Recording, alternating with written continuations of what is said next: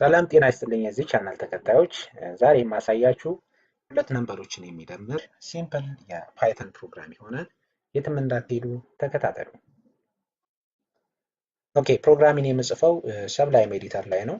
ስለዚህ ሰብላይም ኤዲተርን እከፍታለሁ። ሁለት ነምበሮችን የሚደምር የፓይተን ፕሮግራም ለመጻፍ መጀመሪያ ሁለት ቫሪያብሎችን ኢኒሻላይዝ አድርጋለሁ። ሶ ኤክስ ኢኳል ቱ 30 ሌላኛው ቫሪያብል y ቢሆን y ኢኳል ቱ 48 ኤንድ የሁለቱ ሰሚሽን የሚቀመጥበት ደግሞ ቫሪያብል z ቢሆን z ኢኳል ቱ x ፕላስ y ይሆናል። ሶ የዚህን ቫልዩ ወይም የzን ቫልዩ ዲስፕሌይ ማድረግ ከፈለግ print in the double quote sum equal to ኮማ z ትለዋለሁ ማለት ነው። ስለዚህ ሰሜሽን ኦፍ x ፕላስ yን እዚህ ጋር ዲስፕሌይ የሚያደርግልኝ ይሆናል ማለት ነው። ሶ ይሄን ፕሮግራም መጀመሪያ ሴቭ አድርጋለሁ። ፕሮግራም ያልቋል።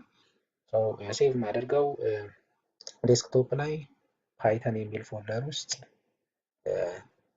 የፋይሉ ስም ለምሳሌ አዲሽን ዶት ፓይ ብዬ ሴቭ አድርገዋለሁ ማለት ነው። ሶ ሴቭ ሆኗል።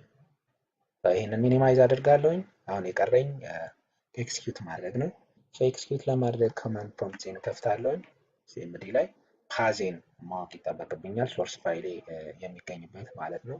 ሶ ዲስክቶፕ ላይ እዚህ ላይ ነው ያለው። ይህንን ፓዝ ኮፒ አድርጋለሁ። ሶ ኮማንድ ፕሮምፕቱ ላይ እመለሳለሁ። ዘን ሲዲ ቼንጅ ዳይሬክተሪ ማለት ነው ፔስት አድርገዋለሁ ያንን ፓዝ። ዘን ኢንተር እለዋለሁ። አሁን ወደ ፓዙ ገብቷል፣ ሶርስ ፋይል ወደሚገኝበት ፓዝ። ስለዚህ ሶርስ ፋይሉን ኢሚዲየትሊ ማግኘት ይችላል ማለት ነው። ሶ ኤክስኪዩት ለማድረግ የምጠቀመው ኮማንድ ፓይተን ነው።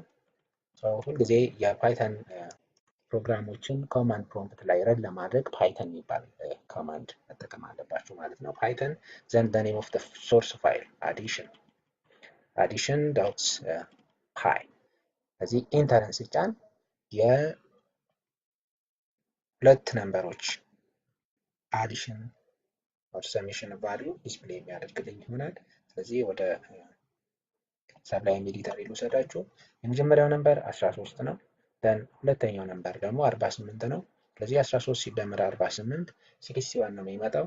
ሶ እዚህ ጋር እንደምታዩት 61 ዲስፕሌይ አድርጎልኛል ማለት ነው። ስለዚህ የፓይተን አዲሽን ፕሮግራም ይህን ይመስላል። ከወደዳችሁት ሰብስክራይብ፣ ላይክ እና ሼር በማድረግ ወዳጅ ዘመድ እንሁን። በሌላ ታይም በሌላ ቶፒክ እስከምንገናኝ ባይ ባይ።